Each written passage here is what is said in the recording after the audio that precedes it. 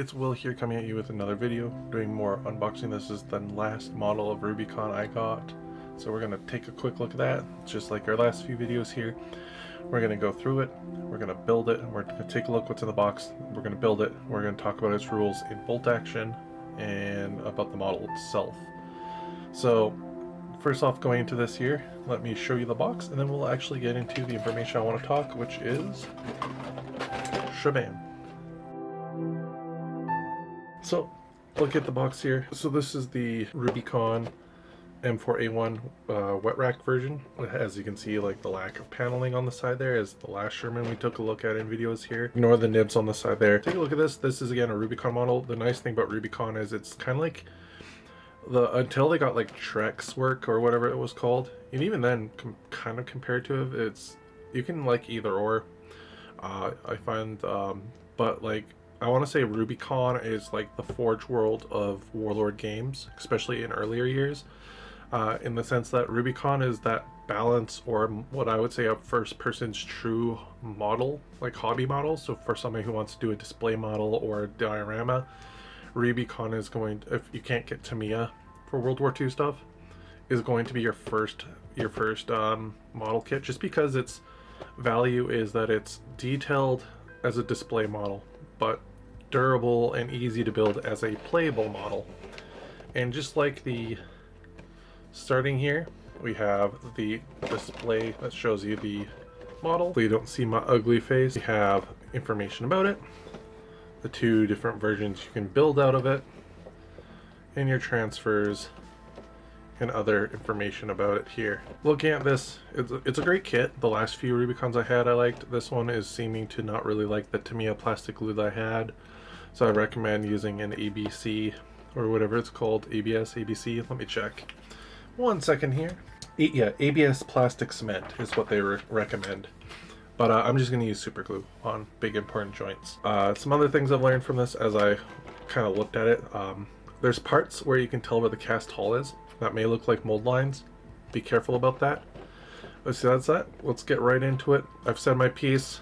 Great intro for model hobbyists, and great for bolt action. So let's get into it.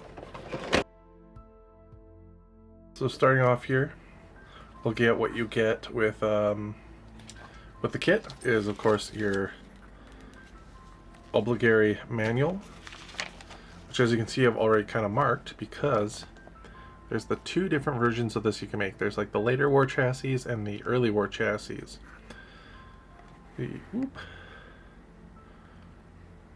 As you can see here, I already have this one because the Warlord version, the one in resin, is this version. So I'm doing the early war version of it. So I did that. And of course, here are your warnings, what to do, what you require.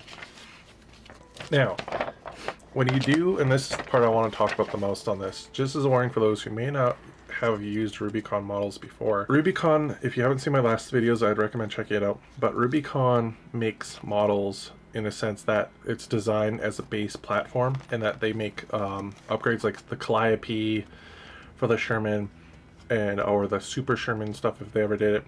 It would be an add-on that you'd buy for this. Now, because this is the M4A1 version, basically a combo kit of the regular Sherman plus the turret and things, what they do is they'll go into the sprues on larger pieces and they'll cut stuff out that you don't need, and for smaller things or ones where they don't have time, they won't. But when you look at them, and you'll be able to tell what's not needed, because they'll look gray like this, and the parts you will need will look regular. So I went in and I crossed out all the pieces I don't need. So, and then of course on the back here, this is something I haven't got on the other ones. I think this is for their more larger vehicles and stuff. We have a timeline, how much of them were made, more information about it. So like there's a lot of information about this on the box and in the manual. And then you have your difference, and then of course here you have like your MMG if you want to display it so it's thinner, more like to scale, or you have your thicker stuff for your heroic scale so it's more durable. Your different barrels. So looking at building the turret top, you You can technically build both, but it does share parts. This one is definitely going to be more advanced, and I'd say you're not going to be able to make both hulls unless you get really picky with magnets and maybe molds and stuff. It's just not worth it, especially for how much you pay for it compared to other models, especially since I got this on sale. And for those who are not in America, I highly recommend waiting for their Black Friday sales or their Cyber Monday sales to buy Rubicon, unless your local store carries it. But for the price, yeah, it was perfect. And of course, fold out. I love this. This is cost effective, environmentally more friendly than other instruction manuals, while still being a physical manual where I don't have to go onto their website and worry about it. So with that to the side here, your next thing that you get that falls out is your transfer sheets. Of course, you have your American stuff, British stuff, and your desert markings, your normal markings, so on and so forth. The transfers here, as you can see, are really nice. I've yet to actually use their transfer sheets, but like they got more on here than like Warlord even has on their stuff. So it's that nice hybrid of a display model and a game piece. So going here, the one sprue I did keep in plastic. This is the crew. I just kept it in plastic because I don't want to lose them. But you have basically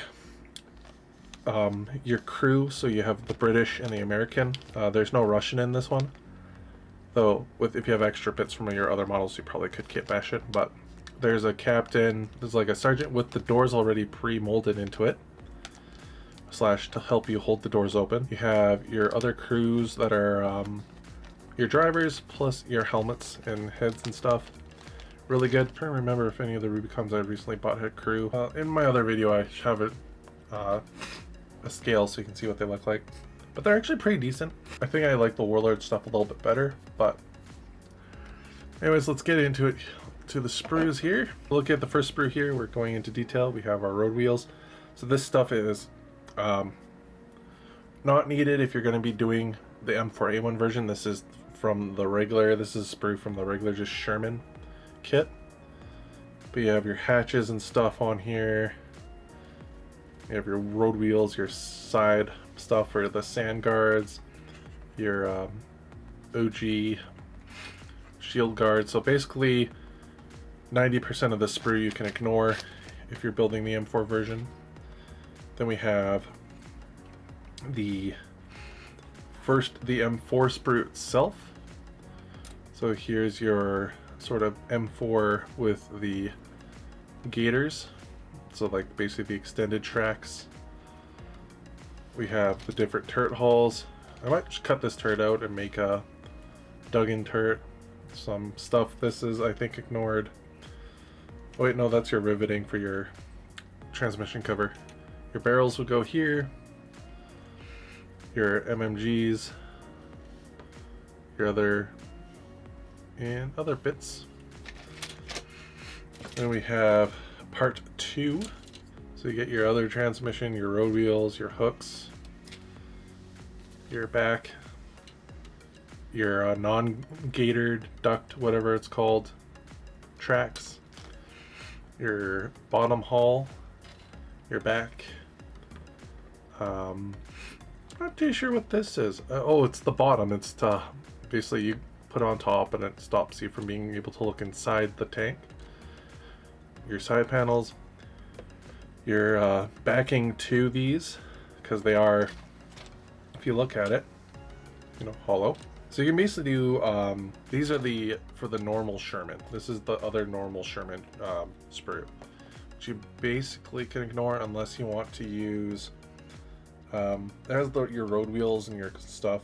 It has another crew member, if you want them, your hedgerow clippers, and another vision slot. So basically this sprue, like basically this sprue, and this sprue. So basically these two sprues plus like these 3 sprues would make the original Sherman. And then these two are your add-on sprues for the M4. So there is going to be a lot of extra bits. So if you want to use them to make diorama bases of maybe your walkers and stuff or other tanks crashing into it or a depot, you're going to have a lot of bits. So with this model, I highly suggest pre-mark out your sprues or your instruction manual to make sure you have the proper parts that you want to use for your tank on there. You can mix and match all the pieces if you want. It is your model. But if you want to be accurate, I recommend flipping through the stuff or using my sheet as I showed at the beginning as a reference for what pieces to use. Last but not least, a little sneak peek before we get to the final part of this video where we talk about the rules and the model. We have the one piece I did build. So this is the early war version. So it has the silhouette, like the little 360 cupola that you can look through, plus the hatch kit that they added in there. As you can see here, like I was saying, it looks like a mold line, but it's actually a welding bead and a little side panel. When you cut this side panel out, there's going to be a little tab that's molded to it. Don't cut that tab, it fills the hole here. And this gun technically can go up and down if you build it right, but even trying to build it to make it go up and down, it just would not stick. So I basically suggest just gluing the barrel without making it move. I have it kind of like pointed up, but it's just kind of how it is. And then it has a little tab, so potentially I could put this turret onto a Warlord Games tank, a regular Sherman, and have a different one, you know. Or, because I do have multiple Sherman turrets, I could make this a normal, just regular Sherman and have not this one. But yeah, with that, guys, and some nibs to be devoured, this is the first part of this video. We will see you guys in the second part when I have this all built. Talking about the tanks now, we have our M3, which comes from Warlord. We have our M4. This is the. I have the rule book right next to me. The D-Day sort of, the hedgerow sort of sandbagged version. There's one you can get that was either plain, one with wood boards, which looked cooler, and then there's one with the sandbags. They were all equal price. So for more resin, for cost, I went with the sandbags. It just looks cooler. Like, I don't have to do any of the manually kit bashing myself. And then lastly, we have the M4A1 wet ammo racks version by Rubicon. Looking at these tanks, as you can kind of see, this one can go to the side because that's the square body. The real difference is how you can tell between a M4/an M3 is a few things here. How you can kind of tell the difference between these two is they might obviously just see it right away, but the big ones for models, at least if you're trying to figure out which one of your models is which for, say, WYSIWYG historical stuff, the normal M4, the M3 was the Lees and the Grants in the books, at least. Most likely realistic too. Anyways, the normal M4, the regular just classic Sherman, which you'll get in all your starter boxes and stuff, has this square hull, extra plates because that's where the ammo is stored, so to give it some protection from being hit and exploding. It has the nice rounded hull that looks like a hat or a pot that's been put upside down with a flat turret hatch, no hatch for the loader, and of course your one gun there and your flat transmission HUD there, single piece transmission. Now I can't remember if the Warlord version comes with the multi-slot version. I believe the fifth version, the M3-5 whatever, the British version does have that hull, but this one I put on without it. So there's that. Then the version of the wet ammo rack version, because they can also share the same turrets too. The turrets were basically, this is the 76 That's the 75. That was the differences in their turrets, and that's why they were shaped the way that they were. There is a radiator on the butt of this one. As you can see here, there's a radiator down here, whereas on the regular just M4 there was not one. So then the Rubicon one gives you different exhaust whatever options, so you can build to your version. This one did have the option to make the multi-part transmission cover. The other way you can tell the difference between the two is later version slash low ammo rack version slash the M4A1 whatever, this one has the fronts here. I didn't glue them on for this one because I want it to look slightly different and be like new, like on the field, like early war, early-ish for them. Is that the normal metal plates that would be welded here to give it, you know, like a slanted edge to protect the drivers and stuff, was then casted into the hull. This is a cast hull. Then the hatches on these fold like this. They're like pilled shape, whereas and on a side slant, whereas the hatches on this one were straight, like horizontal to the vehicle, and it would flip straight up and down. Now they did have hatches with springs later on, but the earlier ones you just had to lift with weight, and even then it wasn't, especially if you're trying to get out in a hurry with the adrenaline, it wasn't that hard to get out. Chieftain does a really good video about the hatches. Besides that, the other major difference is the turrets. As you can see, it's got kind of more of a sort of squarish shape to it. On the early versions, you had basically two of these cupolas here with the vision slits. And then as the war went on later on, cut costs, mass produced just these turrets. As you can see, as I move these over, they went back to producing both hulls, because they found later on in the war that the wet ammo rack wasn't actually really doing the job of what it was supposed to do. It was helping, but it wasn't the majority reason why it stopped and made survivability even better. It actually had some unintentional side effects that were good. Watch the video from Spookston, the myths about the Sherman. He goes in about it. But on the later versions, they just had the hatch welded, like cut into the top, and it was just a flat sheet metal part of the turret hull, like top armor that just flipped open. Whereas on the early versions, it had basically another cupola here with a really as we can see here, since this is the actual kind of like tell the difference between two, like to kind of show the differences between the two companies. So they're about the same in size, with what, like lengthwise, they're the exact same. Again, remember there's sandbags on these, so we're not counting the sandbags. About the same width. Maybe the Rubicon one is a slightly bit wider, or about the same also, kind of reflecting that. But remember, this is the square body non-wet ammo racked version, and this is the wet ammo rack version. And then of course for the turrets, we can actually, for the most part, basically, if I didn't put the machine gun on here and I built it to look more like this, which it kind of is, this one also kind of has like a weird version of it. So this kind of has like a early war hatch, but molded in like the late war, so I should have technically used the other turret on this, so that way I can have a difference between the two, but I don't care. I like the two round hatch look on this one.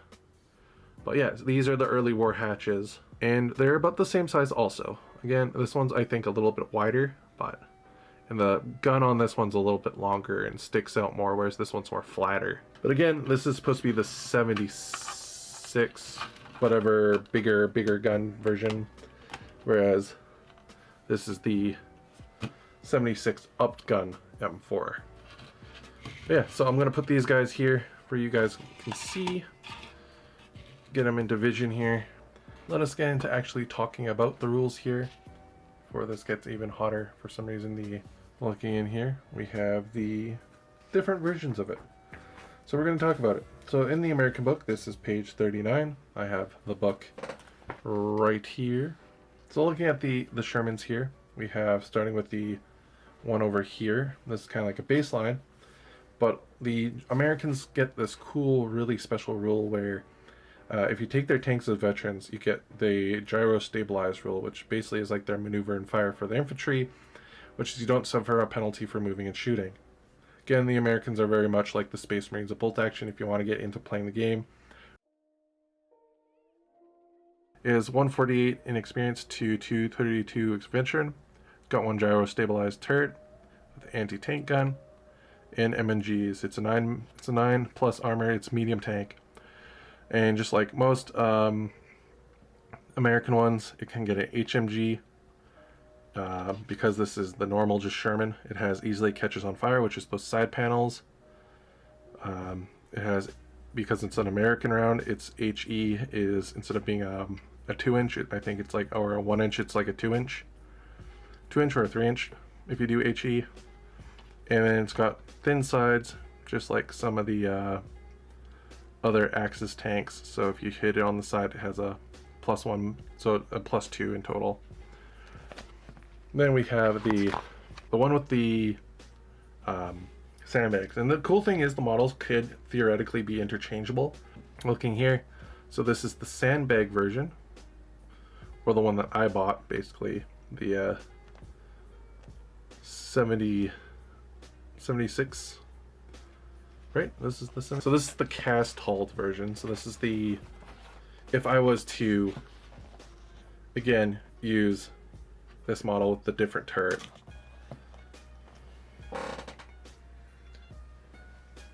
Which is basically is this hull. This is the cast hull, just with the up gun. So if I had a the normal Sherman M4 turret, I could make this, which I think I can interchange them. I'll try. But that is the cast hull. Same rules, basically. Anyways. And then here's the one for the this is the 76 mil gun. So this is the turret that I have. So this is the what it's supposed to be, this cast hull, plus the sandbag one, which you can see a picture of the non-sandbagged one right there. And that's why the little hatch is different. But anyways, this basically about the same idea. It's a little bit more points, but that's because it has a heavy anti-tank gun. And it does not have the easily catches on fire rule, because again they fixed it.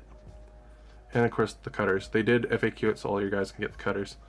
But so that's it for the rules guide. This is the model review. Hopefully you liked it. So again, if you want that Sherman with the casted hull with the wet ammo rack, and you wanted that 76 gun, the Rubicon kit is really good. My only complaints about it is I wish it came with the normal M4 Sherman turret, so I could use it as either version. But basically going from it, this is your early, your mid-war, your early version of the Sherman. Then it goes into your second version of the Sherman, which is the upgunned ones here, which is your wet ammo rack 76. And your slash your cast hull 76 refurbish, and your normal first version of like normal finalized version of the 76. So it goes this one, and then this guy, and that's really about it. I like the Sherman. I like how it looks. I'm happy with the wet ammo rack. And actually, since we're here, let's actually see if you could. Again, you'd probably have to chip the little pins out, you know, do some sanding. But actually,